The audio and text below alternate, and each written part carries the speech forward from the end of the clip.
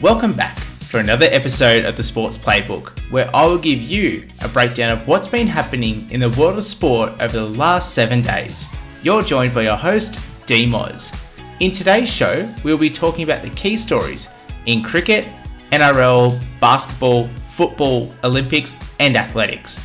We will dive into the world of motorsport in the Burning Rubber Breakdown, provide a fast fact for your pub chat, and some sport I'm looking forward to watching this weekend. With that, let's get right into it. In cricket, Usman Khawaja defends himself against Queensland cricket bosses after Joe Dawes claimed that he was not aware of Khawaja's hamstring injury and apparently made himself unavailable for the final game of the regular Shield season. Khawaja has come out and stood up for himself. In an interview on Friday, Khawaja said the comments from Dawes were inflammatory and categorically untrue. Khawaja confirmed he kept Cricket Australia medical staff informed throughout the entire process and on the athlete management system that keeps a record of all players. It's rather disappointing that players have to defend themselves like this and the team can't sort this out behind the scenes without shaming their own player in the media. In the NRL, Daly Cherry-Evans to play his last season at the Manly Sea Eagles in 2025. The 36-year-old confirmed on Monday that he will not be returning to the club at the end of the year. However, he did not confirm if he would retire. Daly mentioned he's feeling better than ever and indicates to him playing potentially at another club from 2026.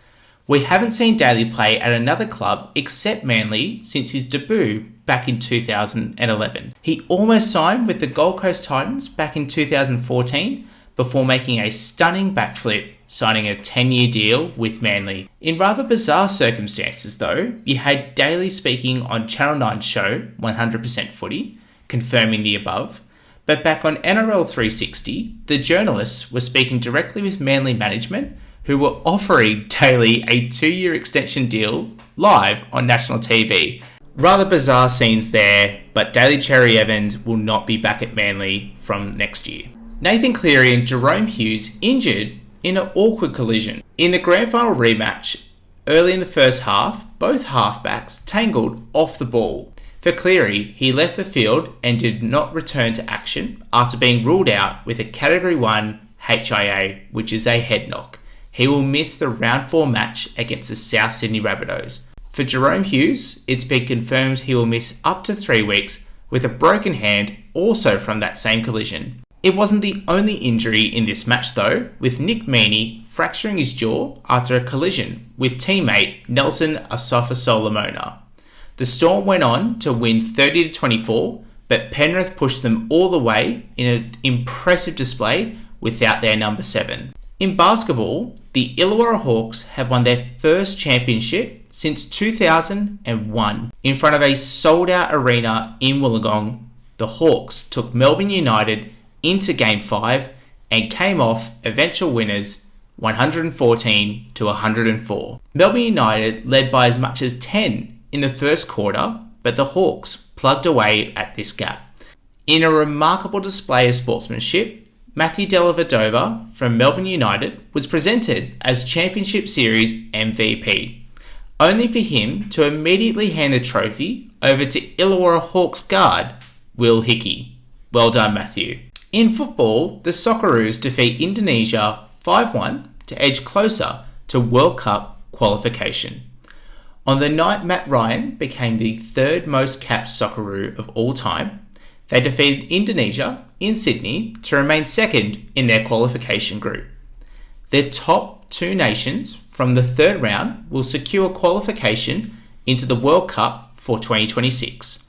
The Socceroos will play China PR on the 25th of March, and just behind them, Saudi Arabia are third by 1 point, and they're breathing down the necks of the Socceroos after they defeated China PR 1-0. In Olympics, Kirsty Coventry becomes the first women's president of the IOC. Coventry from Zimbabwe was elected as the 10th president of the IOC. She'll be the youngest president of the IOC in its 130-year history. She's been elected for an 8-year term and will assume the role as of the 23rd of June. A former swimmer herself, she's competed in 5 Olympic Games, her debut at the Sydney 2000 Games and her final Olympics in Rio in 2016. She has won a total of 7 Olympic medals, 2 gold, 4 silver and 1 bronze. No other African athlete has won more Olympic medals than Kirsty. In athletics, Sam Ruth becomes the youngest runner to run a mile in under 4 minutes. The 15-year-old, who is just shy of his 16th birthday, has broken the record. He ran a 3-minute, 58-second, 0.35 mile.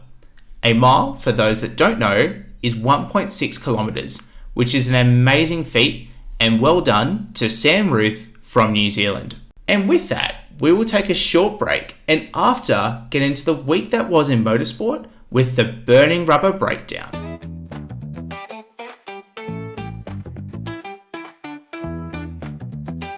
It's time for the Burning Rubber Breakdown. Let's burn it up. In Formula One, former team owner and media personality Eddie Jordan passes away. Eddie had motorsport in his blood, initially being a racer before turning his attention to team ownership. Famously in 1991, he scouted Michael Schumacher and gave him his F1 debut, with many stars going on to race for his Jordan team over the years. The first win would come for the Jordan team in a rain-hit 1998 Belgian Grand Prix, with Damon Hill leading a 1-2 ahead of Ralf Schumacher. He later sold the team in 2005 and became a media pundit. More recently though, he acted as Adrian Newey's manager, facilitating his early release from Red Bull and taking up a new position at Aston Martin. Oscar Piastri wins the Chinese Grand Prix. Piastri bounced back from the Australian Grand Prix race and took control with his first pole position and his 3rd Grand Prix victory. We also saw Lewis Hamilton win his first race for Ferrari in the sprint on Saturday. But along with Charles Leclerc and Pierre Gasly, all 3 were disqualified from the race due to various reasons. Lewis, due to his rearward skid under the car, and Charles Leclerc and Pierre Gasly having under the minimum weight. We saw Liam Lawson struggle to come to grips with a narrow performance window of that Red Bull, with rumours growing stronger by the day that Yuki Tsunoda from Racing Bulls will replace Liam Lawson from or just after the next round at the Japanese Grand Prix. The F1 Academy had their first round. Mercedes junior driver Duran Pin took the win in the second race to lead the championship. Aussie Joanne Chaconti was taken out of the feature race due to a separate incident, and Ava Agnostiardi sits 10th in the championship. It was disappointing to see though that it was quite hard to access information such as timing results from these practice sessions. If a casual fan was trying to understand where everyone was finishing up in the standings, it should be made readily available and not buried within the F1 Academy website. The drivers need to be noticed, and the ease of information is crucial to getting these females the audience and attention they truly deserve. That is your Burning Rubber Breakdown for the week. And with that, let's get right into your fast fact for a pub chat. It's time to pull yourself a chair, pour yourself a drink. It is time for your fast fact for a pub chat. And with the Indian Premier League kicking off, this week's fast fact is around cricket. Did you know that each cricket ball has between 65 to 70 stitches? I'm sure someone like Mitch Stark appreciates every one of those stitches as that ball cannons into the stumps during the IPL.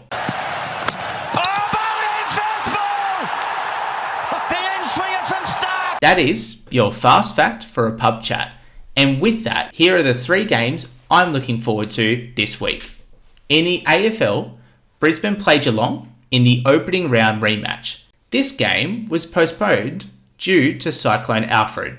The Lions are looking strong with 2 victories so far this season, with Geelong just having the 1. Also in the AFL, the top of the table Hawks play the Giants in Launceston, Tasmania. Hawks go into the match as favourites, but I wouldn't be so quick to write off the big sound from the west of the town. Yeah, I'll stop there, thank you. And in the NRL, the Sharks play the Bulldogs.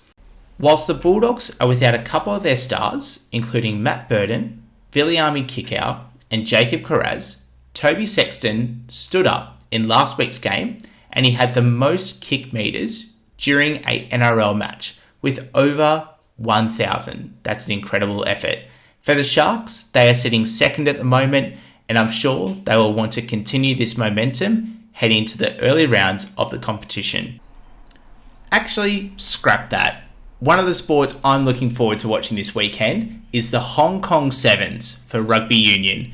From Friday to Sunday, all teams are in Hong Kong this week. For the women's side, they'll be looking to build upon their bronze medal performance from last year and hopefully get up into that first spot. So one to really watch this weekend. Go the Aussies. And with that, we have come to the end of today's show. Thank you so much for listening. We will catch you on the next play. Thank you for tuning in to this week's episode of the Sports Playbook. If you enjoyed this week's episode, please subscribe to the Sports Playbook wherever you get your podcast and share it with a friend who also might find it enjoyable. Thank you.